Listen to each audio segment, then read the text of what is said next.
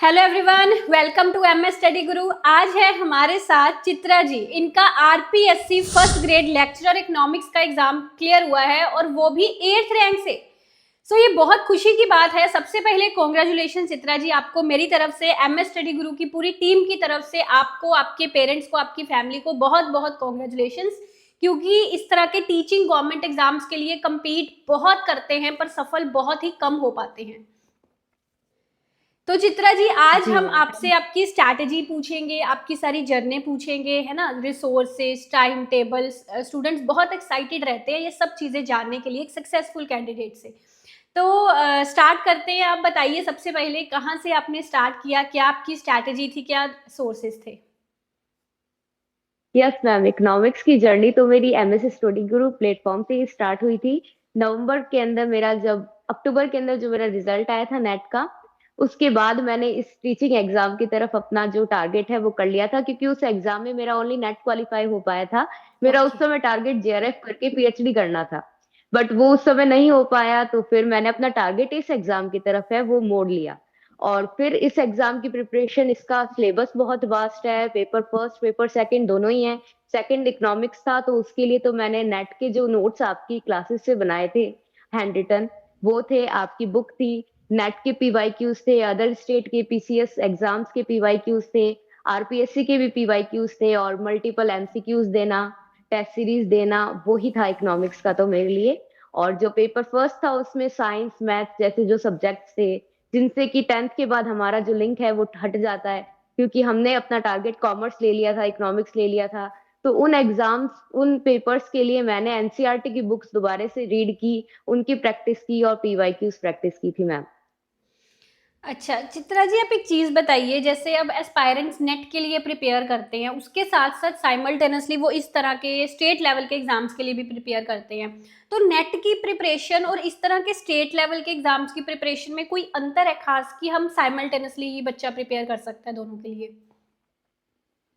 Ma'am, economics के अंदर तो अपन बोले तो अगर नेट एग्जाम का सिलेबस आपने कर लिया और हम्म। नेट एग्जाम क्वालिफाई कर लिया, तो उसके अंदर फिर सारे जो छोटे एग्जाम्स हो गए, टीचिंग एग्जाम्स है, प्रोफेसर, क्योंकि लगभग सिलेबस सेम रहता है। तो इकोनॉमिक्स के अंदर तो दोबारा से कुछ और पढ़ने की, एक्स्ट्रा चीजें करने की जरूरत नहीं है। आप नेट ही इतने अच्छे प्लेटफॉर्म से करो, सिमरनजीत मैम से करें, तो फिर सारे एग्जाम के सिलेबस है वो लगभग हो जाते हैं। बस वो पैटर्न पूछने का तरीका थोड़ा अलग होता है। नेट के क्वेश्चंस इन डेप्थ ज्यादा पूछे जाते हैं, स्टेट पीसीएस के थोड़े फैक्चुअल रहते हैं। राजस्थान के तो जो होते हैं क्वेश्चंस पूछने का तरीका, वो बस थोड़ा सा फैक्चुअल रहता है, बट वो नेट के अंदर हो जाता है। मेन जो प्रॉब्लम होती है वो नेट का जो पेपर फर्स्ट है, और दूसरे जो एग्जाम्स है उनका जो दूसरा जीके का पेपर होता है उसमें थोड़ा सा रहता है, पर वो भी फिर आप अपना डेडिकेशन से करो तो हो जाता है। हाँ, मतलब वही चीज़ है, मैं यही एस्पायरेंट्स को हमेशा बोलती हूँ कि आप नेट के साथ किसी भी स्टेट एग्जाम की तैयारी कर रहे हैं, आप हमारे नेट वाले बैच में सिर्फ ज्वाइन कर लो। उससे आपका मतलब दूसरे स्टेट के एग्जाम्स की भी काफ़ी हद तक प्रिपरेशन हो ही जानी है। तो क्योंकि जो नेट है ना, वो उसका सिलेबस क्या बाप है, मतलब उसके अंदर आते हैं बाकी सभी एग्जाम्स। तो वही चीज़ है। बिल्कुल। तो चित्रा जी, आपने हमारे नेट वाले इकोनॉमिक्स के कोर्स में ज्वाइन किया था, या इसके अलावा कुछ जी, राजस्थान वाले कोर्स में भी या उसकी क्लासेस में भी आपने ज्वाइन किया था? नेट का कोर्स जो था वो तो फाउंडेशन ही है मैम, इकोनॉमिक्स का मेरा। हाँ जी। और मैं तो अपने आप को फॉर्चुनेट समझती हूँ कि फाउंडेशन ही मेरा आपने रखा था इकोनॉमिक्स का। तो वो जितने भी मतलब बेसिक कंसेप्ट से लेकर के पूरा उनके डेप्थ तक की जितनी भी थ्योरीज थी, वो सब तो मैंने आप ही के प्लेटफॉर्म से, आप ही के नोट्स बना करके, बुक से वो कवर अप की थी। इसके अलावा जो कि राजस्थान इकोनॉमिक्स का पोर्शन भी आता है हमारे एग्जाम के अंदर, उसके लिए मैंने बजट, इकोनॉमिक रिव्यू, वो राजस्थान का प्रॉपर रीड किया था। और बाकी जो डिफरेंट प्लेटफॉर्म से टेस्ट सीरीज है, वो आरपीएससी के पैटर्न वाली, वो हम्म। मैंने ज्वाइन की थी। ठीक है चित्रा जी, बहुत बढ़िया। और आपका मास्टर्स इन इकोनॉमिक्स कहाँ से है? मैम, वो मैंने ओपन यूनिवर्सिटी से किया हुआ है, कोटा ओपन यूनिवर्सिटी से। अच्छा, तो ओपन यूनिवर्सिटी से करके भी आपने बहुत अच्छा मतलब अपना करियर सेट कर लिया और एक अच्छी जॉब हासिल कर ली, बहुत बढ़िया। और क्योंकि ना कई पेरेंट्स को ये मिसकंसेप्शन रहता है कि भाई ये डीयू जेएनयू से, आईआईटी से जिनका मास्टर्स होता है वही ज़्यादा चांसेस उनके रहते हैं करियर अच्छा बनाने का, है ना, पर ऐसा नहीं होता बिल्कुल। मैं बोलती हूँ कि अगर बच्चे में खुद लगन है पढ़ने की, तो जिस मर्जी यूनिवर्सिटी से आपने करा है आप क्लियर कर सकते हो अपने कम्पिटिटिव एग्जाम्स। और एक राइट मेंटर बिल्कुल अगर मैम, उसके पर बाद मिल इसमें जाए। मैं एक बात ऐड ऑन करना चाहूंगी कि जैसा कि आपने बोला कि मेरा ओपन यूनिवर्सिटी से है वो मास्टर्स रहा है, तो फिर मेरे को काफी ज्यादा प्रॉब्लम आई थी नेट एग्जाम को भी क्वालिफाई करने में। पर फिर उस समय आप जैसे अगर मेंटोर्स मिल जाते हैं, टीचर्स मिल जाते हैं, तो वो बेसिक से एकदम आपने जो रीड करवाया, पढ़ाया, तो आपकी जो मैंने फर्स्ट फर्स्ट क्लासेस लेनी स्टार्ट की थी, तब मुझे पता चला अच्छा रियल इकोनॉमिक्स इसे कहते हैं। मतलब मैंने तो जो आज तक पढ़ा है वो सब किताबों से पढ़ा, खुद से सेल्फ स्टडी से पढ़ा, पर आपसे पढ़ के काफी सारे जो बेसिक से लेकर के जो एनसीईआरटी की भी मैंने आपकी क्लासेस है वो भी लगाई थी, क्योंकि तब जाके समझ में अच्छा एनसीईआरटी का ये कंसेप्ट ये कहना चाह रहा था। तो एकदम जीरो लेवल से स्टडी है इकोनॉमिक्स की, वो तो मैंने आपसे जुड़ कर के ही की है। तो थैंक यू सो मच बिल्कुल मैम सही फॉर चित्रा दैट। जी, आप हाँ जी, जी जी। आप मैम मेरे जैसी जितनी भी गर्ल्स हैं जो कि मतलब बाहर नहीं जा पाती हैं दूसरे बड़े स्टेट्स में, सिटीज के अंदर, उन सब के लिए बहुत बड़े इंस्पिरेशन, और आपका वर्क सबसे बेस्ट है। मतलब मैं राजस्थान के बीकानेर से हूँ, जो कि इतना डेवलप एरिया नहीं है, यहाँ इकोनॉमिक्स के इतने टीचर्स नहीं मिलते हैं, तो सबके लिए मैम आप हर जगह पहुंचे हो, तो थैंक यू फॉर दैट। जी Chitra ji, thank you so much. और ये चीज़ जो हमारे लास्ट नेट के एग्ज़ाम जिनका क्लियर हुआ, एमपीपीएससी का, जेकेपीएससी के कुछ स्टूडेंट्स निकले थे, तो उन्होंने भी ये सेम चीज़ बोली थी कि हम मास्टर्स में इतना अच्छे से नहीं पढ़ के आए हुए थे, पर सिमरन मैम से हमारे कंसेप्ट, इकोनोमेट्रिक्स, न्यूमेरिकल्स वाली चीज़ें काफ़ी अच्छी क्लियर हो गई। और मैंने उनको यही बोला कि चलो आप अब गवर्नमेंट जॉब पे लग गए, सब चीज़ें आपने हासिल कर ली, अब आपको क्या करना है इसके लिए कि आपके जो स्टूडेंट्स होंगे आगे, है ना, उनका जब मास्टर्स हो जाएगा या मास्टर्स में होंगे, तो रिकमेंडेशन दे देनी है कि आप सिमरन मैम से जाके इकोनॉमिक्स पढ़ लीजिए। बिल्कुल मैम, बिल्कुल। इकोनॉमिक्स का मेरे लिए तो मतलब economics equals to Simran ma'am. जी, ठीक है चित्रा जी। तो बस वही चीज़ है कि ज़्यादा से ज़्यादा लर्नर्स की अगर हम हेल्प कर पाएँ उन तक, क्योंकि हमारा मोटिव ही यही है, हम पढ़ाई इसलिए रहे हैं कि सारे इंडिया के इकोनॉमिक्स के एस्पायरेंट्स हमको देख सकें, ज़्यादा से ज़्यादा इकोनॉमिक्स के एस्पायरेंट्स तक हमारी रीच बढ़े। तो जैसे अब आप क्लियर करोगे, आप आगे अपने स्टूडेंट्स को रेफर करोगे, है ना, तो इस तरह ये सर्कल जो है चलता रहेगा। तो ये चीज़ है। तो बिल्कुल। हाँ चित्रा जी, अब आगे मुझे ये बताइए कि आपका टाइम टेबल क्या था, आप दिन में कितने घंटे पढ़ते थे, और जैसे लगातार पढ़ते थे कंसिस्टेंसी से कैसे, उन चीज़ों के बारे में बताइए। जी मैम, जैसा कि मैंने पहले बताया कि मैंने इस एग्जाम की प्रिपरेशन नवंबर 24 में करनी स्टार्ट की थी, और इसका जो एक्सपेक्टेड डेट था वो जून 25 था। तो लिमिटेड टाइम के अंदर ही मुझे सिलेबस कवर करना था, तो फिर मैंने पहले जो भी वीक पोर्शंस थे उनको निकाल करके मैंने उन्हीं के ऊपर ज्यादा फोकस किया। तो उसके लिए फिर स्टार्टिंग में पेपर फर्स्ट में मैंने ज्यादा फोकस किया, तो दिन के मतलब 7 से 8 घंटे मैंने नवंबर से स्टडी करनी स्टार्ट कर दी थी फॉर पेपर फर्स्ट ओनली।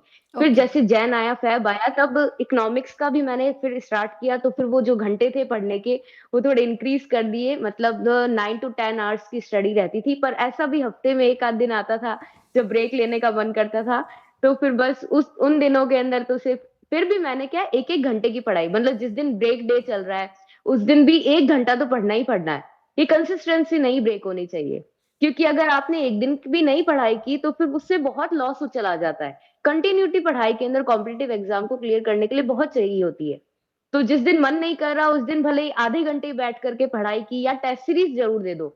उस दिन जिस दिन मन नहीं कर रहा खुद से रिवाइज करने का, तो फिर टेस्ट सीरीज दे दो, जिससे कि रिवीजन भी हो जाएगा, पता भी चल जाएगा कि अब नेक्स्ट जो वीक की स्ट्रेटेजी बनानी है आप कहाँ पर लैग कर रहे हो। तो फिर बस यही था। और जब एग्जाम के जस्ट लास्ट 2 मंथ्स रह गए थे, तब तो आप वाली जो बात थी वो मेरे दिमाग के अंदर रहती है, दुनिया भुला के जस्ट एग्जाम की प्रिपरेशन लास्ट 2 मंथ्स के अंदर। तो उस समय तो मतलब घंटे काउंट करने भी मैंने छोड़ दिए थे, बस टारगेट बेस्ड स्टडी रहती थी कि ये टॉपिक कवर करना है, ये सब्जेक्ट इतना कवर करना है, बस। अच्छा, बिल्कुल सही चित्रा जी। अब यहाँ पे ना आपने बहुत अच्छा टाइम अपने एग्ज़ाम को डिवोट किया है। कई कुछ जो एस्पायरेंट्स थोड़ा सोचते हैं कि हम कुछ शॉर्टकट्स अपना लें या टाइम हमको कम देना पड़े, उनके लिए ये ध्यान से पूरी वीडियो ये सुन लेना कि, और पिछली भी वीडियो सारी देख लेना कि कोई भी एस्पायरेंट जो सक्सेसफुल हुआ है ना इस तरह के गवर्नमेंट एग्जाम में, उसने कोई शॉर्टकट्स नहीं अपनाए, अच्छा टाइम दिया है दिन में, और दिन लगा पूरा दिन अपना पढ़ता रहा है, वो कंसिस्टेंसी से उसने तैयारी करी है। मतलब एक कंसिस्टेंसी, डिटर्मिनेशन, एक डिसिप्लिन वाले एलिमेंट्स हर उस एस्पायरेंट में होते हैं जिसके इस तरह के एग्जाम्स क्लियर होते हैं। तो इसलिए जो बिल्कुल एस्पायरेंट्स हैं उनको कभी भी शॉर्टकट्स नहीं ढूंढने चाहिए, पूरी मेहनत और पूरी अपनी जी जान लगा के मेहनत करनी चाहिए, बिल्कुल आपकी मैम। तरह। अच्छा, यहाँ थैंक यू पे मैम। ना कुछ लाइन्स मैंने लिखी थी, मैं आपको देखकर, आपकी जैसे बातें सुनकर मुझे याद आ गई, तो मैं सुनाना चाहूँगी सभी जो भी ये वीडियो देखेंगे अभी। मुझे तो अच्छी लगती हैं पढ़ी लिखी लड़कियाँ, दंगल लड़ती, बल्ला उठाती, दौड़ लगाती लड़कियाँ। मुझे तो अच्छी क्या लगती बात हैं है। तेज तर्रार लड़कियां, किताबें पढ़ती, किताबें लिखती, पत्रकारिता में जाती लड़कियां। मुझे तो अच्छी लगती है ऐसे एकदम मेरे जैसी लड़कियां। बिल्कुल मैम, आप हम जैसी बहुत लड़कियों के लिए इंस्पिरेशन हो, so thank you for that. जी चित्रा जी। तो अभी न्यू एस्पायरेंट्स जो हैं, जो इस तरह के इकोनॉमिक्स के कॉम्पिटिटिव एग्जाम्स की तैयारी करना चाह रहे हैं, उनको आप क्या सुजेशन देना चाहेंगी? कुछ भी है ना, कुछ मोटिवेशन या कुछ भी सुजेशन? तो उन लोगों के लिए तो मैं यही कहना चाहूंगी कि आपने अपना सब्जेक्ट बहुत ही अच्छा चूज किया है। आपके पास उस समय रिसोर्स है नहीं है, आप सिमरनजीत मैम की कोई भी वीडियो देख लीजिए, आप हर एक वीडियो में मैम ने हमें इंस्पायरिंग ही किया है। तो एमएस स्टडी गुरु डाउनलोड कीजिए और अपनी जर्नी को स्टार्ट कीजिए। और थैंक यू मैम सो के ऊपर मच। कंप्लीट आप ट्रस्ट कर सकते हैं। मैम के ऊपर आप, क्योंकि किसी भी एस्पिरेंट का क्या ट्रस्ट होना अपने मेंटोर बिल्कुल। के ऊपर बहुत जरूरी होता है। आप जिस प्लेटफॉर्म से एक बार जुड़ गए हो तो आपको उन्हीं के ऊपर ट्रस्ट करना है, और वो आपको बेस्ट ही पढ़ा रहे हैं। बिल्कुल चित्रा जी, सही बताया आपने, ट्रस्ट बहुत मैटर करता है यहाँ पर। और ये चीज़ रंग जब हम ट्रस्ट पूरा रख कर पढ़ते हैं अपने एजुकेटर पर, तो वो बिल्कुल वो एक लो काम करता है कि हमारा ट्रस्ट से हम मान रहे हैं कि हमारा एग्जाम क्लियर हो जाएगा, और सच में हम अपने गोल के पास पहुंचते जाते हैं अगर ट्रस्ट रख के चलते हैं तो एक बार फिर से आपको कॉन्ग्रेचुलेशंस। तो इसी के साथ हम सेशन ख़त्म करते हैं। बहुत बढ़िया लगा आपसे बातचीत करके।